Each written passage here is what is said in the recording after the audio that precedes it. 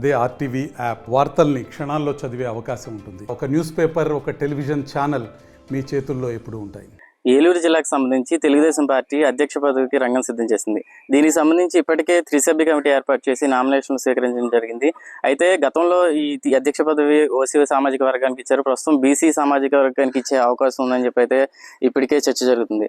అయితే ఆశావాహులు మొత్తం 6 దీనికి నామినేషన్ వేయడం దాఖలు చేయడం జరిగింది. బీసీ సామాజిక వర్గానికి చెందిన డాక్టర్ దాసరి శ్యామచంద్ర చేసు చిన్న స్థాయి నుంచి అంటే బూత్ లెవెల్ నుంచి కూడా రాష్ట్ర అధికార ప్రతినిధి స్థాయికి అదే పార్టీలో సేవ చేస్తూ వచ్చారు. ప్రస్తుతం ఆయన మనతో ఉన్నారు. ఆయన అడిగి తెలుసుకుందాం.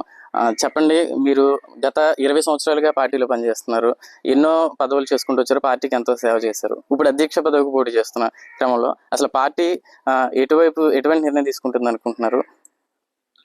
డెఫినెట్గా పార్టీ ఎప్పుడు కూడా మంచి నిర్ణయం తీసుకుంటుందండి. పార్టీ ఏ నిర్ణయం తీసుకున్నా కూడా ఆ నిర్ణయానికి మేమంతా కూడా కట్టుబడి పనిచేస్తాం. ఎందుకంటే నాకేం గాడ్ ఫాదర్ లేరు, వెనక ముందు మా ఇంట్లో ఏమి ఎమ్మెల్యేలు, ఎంపీలో, మంత్రులు చేసింది కాదు.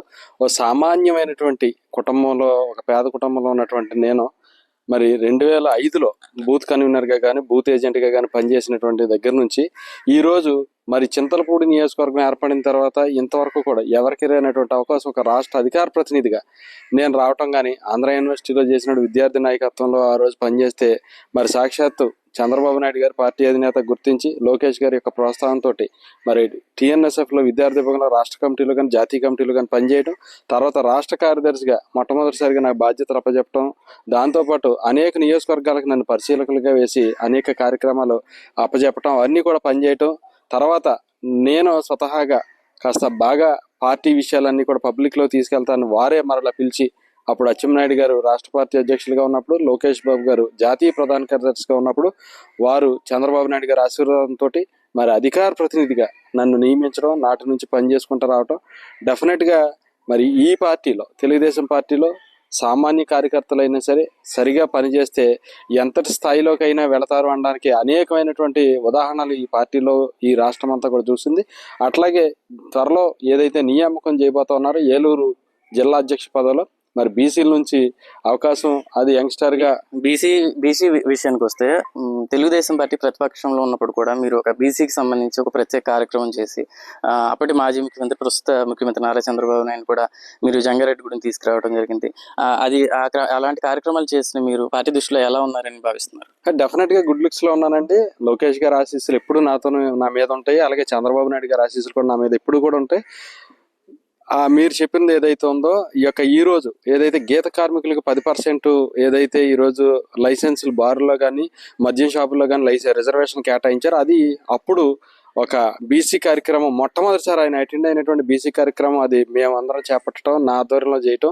ఆ యొక్క కార్యక్రమంలోనే ఇప్పుడు ఇచ్చినటువంటి నాయి బ్రాహ్మణులకి మరి ఈ యొక్క సబ్సిడీ విద్యుత్ కానీ, అదేవిధంగా గీత కార్మికులకి ఇచ్చినటువంటిది కానీ, అదే చేనేతలకు ఇచ్చినటువంటిది కానీ, ఇవన్నీ కూడా ఆ రోజు ఆ బీసీ మీటింగ్లో తీసుకున్నటువంటి ఒక తీర్మానాలే తర్వాత మరి ఎలక్షన్ అప్పుడు ఈ యొక్క మేనిఫెస్టోలో పెట్టడం, తర్వాత ప్రభుత్వం వచ్చిన తర్వాత వితిన్ 1 year అవన్నీ కూడా ఇంప్లిమెంట్ చేసుకుంటా ఈరోజు బీసీలందరిలో కూడా ప్రభుత్వం అంతా కూడా చాలా సాటిస్ఫాక్షన్ తోటి ఆ బీసీలు అంతా ఉన్నారంటే డెఫినెట్గా మేము ఆ రోజు చేసినటువంటి కార్యక్రమంలో మేము ఇచ్చినటువంటి ఆ యొక్క వినతుల్ని తదనంతరం ఇవన్నీ కూడా జరుగుతూ ఉన్నాయి. కానీ డెఫినెట్గా ఈ ప్రభుత్వంలో ముఖ్యంగా తెలుగుదేశం, బీసీలు అంటే తెలుగుదేశం, తెలుగుదేశం అంటే బీసీలు, తెలుగుదేశం ఆవిర్భావం నుంచే బీసీల యొక్క రాజకీయ, సామాజిక, ఆర్థిక చరిత్ర అంతా కూడా బ్రహ్మాండంగా మొదలైనటువంటి నేపథ్యంలో డెఫినెట్గా వారి యొక్క ఆశీస్సులతో అవకాశం వస్తుందని నేనైతే ఖచ్చితంగా భావిస్తున్నాను, నమ్ముతున్నాను, విశ్వసిస్తున్నాను. అయితే ప్రధానంగా ఈ పార్టీ అధ్యక్ష పదవి అయితే ఏది ఉందో, ఎటువంటి సమీకరణాలు తీసుకుంటున్నారు పార్టీ అధిష్టానం అని చెప్పి మీకు అనిపిస్తుంది?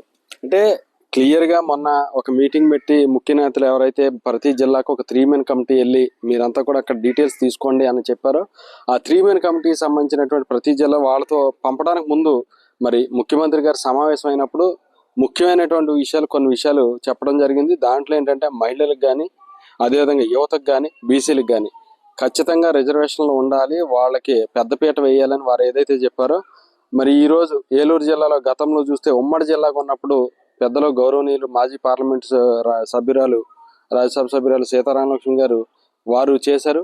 తర్వాత విభజిత జిల్లాలో ఏర్పడిన తర్వాత కూడా ఇక్కడ గన్ని వీరాంజనేయులు గారు మరి ఆయన కూడా వారి నాయకత్వంలో ఈ జిల్లా పార్టీ ప్రెసిడెంట్గా అంతా కూడా పనిచేయడం జరిగింది. ఇప్పుడు మరి బీసీలకు ఒక అవకాశం ఇవ్వాలి, ఎందుకంటే గడిచినటువంటి అంతకాలంలో కూడా ఓసీ సామాజిక వర్గాలు పనిచేస్తున్నాయి కాబట్టి యువకుడిగా నేను పనిచేస్తా ఉన్నాను కాబట్టి నాకు ఒక అవకాశం ఇస్తే డెఫినెట్గా అందరినీ కలుపుకెళ్ళి అందరి యొక్క సహకారంతో జిల్లాలో త్వరలో ఏవైతే రానున్నటువంటి లోకల్ బాడీ ఎలక్షన్స్లో కానీ మున్సిపల్ ఎలక్షన్స్లో కానీ డెఫినెట్గా ఖచ్చితంగా పార్టీని విజయ తీరాలకు తీసుకెళ్ళడానికి ఇక్కడ ఉన్నటువంటి ఎమ్మెల్యేలు కానీ ఇన్ఛార్జీలు కానీ చైర్మన్లు కానీ కార్యకర్త దగ్గర నుంచి అందరితోటి సమన్వయం చేసుకుంటా ముందుకెళ్ళడానికి డెఫినెట్గా పనిచేస్తానని చంద్రబాబు నాయుడు గారి ఆశీస్సులతో లోకేష్ ఆయన ఆశీస్సులతోటి పార్టీ యొక్క అధిష్టానం యొక్క సహాయ సహకారాలతో డెఫినెట్గా జిల్లాని మిగతా జిల్లాల కన్నా కూడా ముందు మంచి విజయ తీరాలకు తీసుకెళ్ళడానికి నా వంతు నేను కృషి చేయడానికి డెఫినెట్గా నేను పనిచేస్తాను. నాకు కాకుండా ఎవరికి ఇచ్చినా కూడా అదే స్థాయిలో మేము అందరం కూడా కలిసి పనిచేస్తాం. ఆ ఇబ్బంది ఏం లేదు. పార్టీ అనేది ఎప్పుడు సరైన నిర్ణయాలు తీసుకుంటుందో ఆ నిర్ణయానికి అందరం కూడా శిరస వస్తాం అందులో అన్నమాట. అది మొత్తం మీద మనం చూసినట్లయితే గత 20 సంవత్సరాలుగా అంటే చిన్న స్థాయి బూత్ కన్వీనర్ నుంచి కూడా నేడు రాష్ట్ర అధికార ప్రతినిధి స్థాయికి వచ్చానంటే అది తెలుగుదేశం పార్టీ ఎప్పుడు కూడా శ్రమించే వాళ్ళని గుర్తిస్తుంది. అది నేను నమ్ముతాను. ఎప్పుడు కూడా నాకు అవకాశం ఇస్తే పూర్తి స్థాయిలో ఆ పదవికి నేను న్యాయం చేస్తానని చెప్పి అయితే ఆశావాహి దాసరి శ్యామచంద్ర శేషు అయితే చెప్తున్న పరిస్థితి. ఆర్టీవీ జంగారెడ్డిగూడ నుంచి. తెలుగులో ఫాస్టెస్ట్ న్యూస్ యాప్ ఇప్పుడు కొత్త అవతారంలో 5 సెకండ్లోనే పూర్తి వార్తా సమాచారం మీ చేతిలో. సోషల్ మీడియా ట్రెండ్స్ మీ కళ్ళ ముందుకే live TV and voice search ఆప్షన్స్తో ఇప్పుడే డౌన్లోడ్ చేయండి. యాప్ లింక్ డిస్క్రిప్షన్లో ఉంది.